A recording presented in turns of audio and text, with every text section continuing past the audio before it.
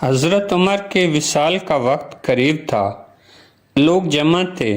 ایک نوجوان پکار اٹھا، اب عمر دوبارہ پیدا نہ ہوگا، جو فاتح اعظم ہونے کے باوجود اپنی قوم کا ادنا ترین خادم تھا۔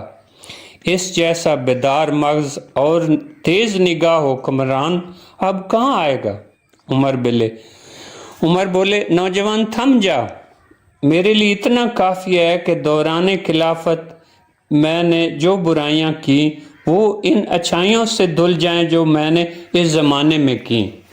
گناہ پر ندامت سے انسان کی توانائی سلب ہو جائے، انسان اپنے آپ کو کھوکھلا کر لے اور اپنا کوئی معاشرے میں حصہ ڈالنے سے قاصر ہو جائے اور اسے معطل بن کر رہ جائے، تو ایسی ندامت بہتر ہے کہ انسان کوئی ایسا کام کر جائے جس سے اس کا مالک خوش ہو کر اس کی خطاؤں کو معاف کر دے۔